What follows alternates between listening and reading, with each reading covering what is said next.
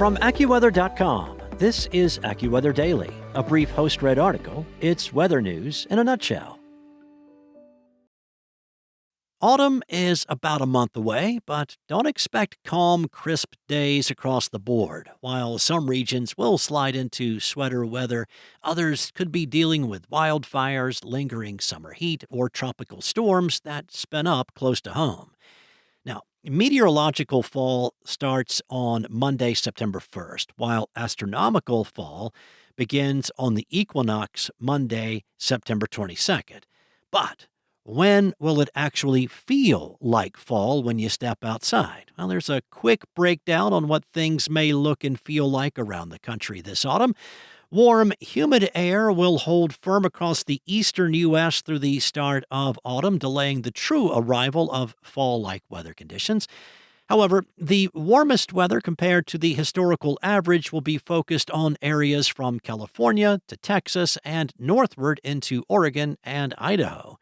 Chilly transitions will have some people reaching for hoodies, pants, heavier coats in late October and into November as intrusions of cold air become more frequent.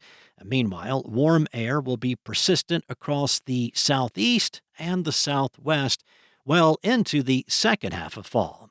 And then there's the tropical rain, which will fuel risk for flooding in spots. Moisture-laden systems from the tropics combined with slow-moving fronts may cause flooding from the central Gulf into the Appalachians and parts of the Midwest. Now, this includes some areas devastated by deadly flooding during this past summer. Flash flooding will remain a concern early in the season across the Southwest due to the annual monsoon before it eventually dries out.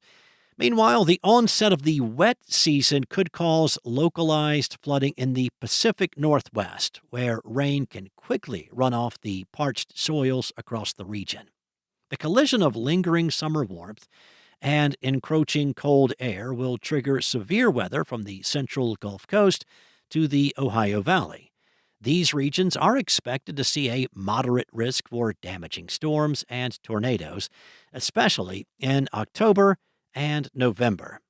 Florida and the Southeast may also experience tornadoes tied to tropical systems in September and October. How about those fall allergies? Well, AccuWeather's senior meteorologist Alan Reppert said that allergies from grass and weed pollen will run higher than average into early fall from the plains to the mid-Atlantic and the Northeast, where rainfall has been frequent and heavy throughout the late spring and summer. Out west, the danger is drought and fire, and the risk will peak early. The wildfire threat will be elevated across the west through the first half of autumn, particularly in California, the Rockies, and the Northwest. Wind events may spark large fires in central and southern California as early as September, while lightning from moisture-starved thunderstorms could ignite fires farther north.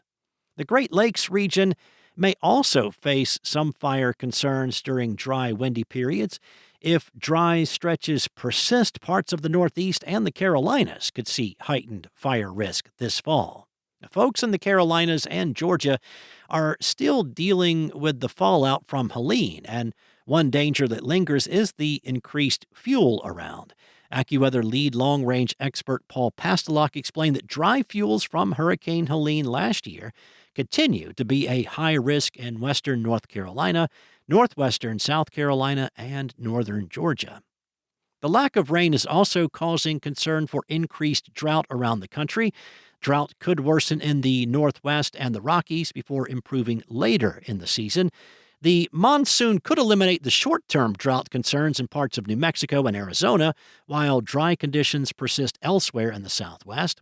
Dry spells could lead to drought development in parts of the Great Lakes, the Northeast, and Mid-Atlantic, similar to last year, though not quite as extreme. Any chance for some snow? Well, snow may arrive early in the Rockies, downwind of the Great Lakes, and the coldest spots in the plains, which are typical spots for early-season wintry weather. Snow lovers across the rest of the country may have to wait a bit longer than usual to see some snowflakes. As for lake-effect snow, it may be a slow start in the Great Lakes area, but some areas could receive measurable snow in November. Fall is also the peak of hurricane season, and warm waters will fuel the potential for particularly dangerous storms and hurricanes from late summer throughout autumn. AccuWeather lead hurricane expert Alex De Silva said that development can be quick as they tend to form near land over the southwest Atlantic, the Gulf, and Caribbean, giving short time to prepare rather than farther out over the Atlantic. AccuWeather is predicting an active Atlantic hurricane season with 13 to 18 named storms, 7 to 10 hurricanes, 3 to 5 major hurricanes, and 3 to 6 direct impacts to the U.S. And this includes Chantal, which made landfall in South Carolina as a tropical storm back on July 6th. That's all for now. You can find more regional forecasts and science-based articles at AccuWeather.com. And for your local forecast at your fingertips, download the AccuWeather app. Enjoy the rest of your day. Be safe. I'll be back tomorrow with more from AccuWeather.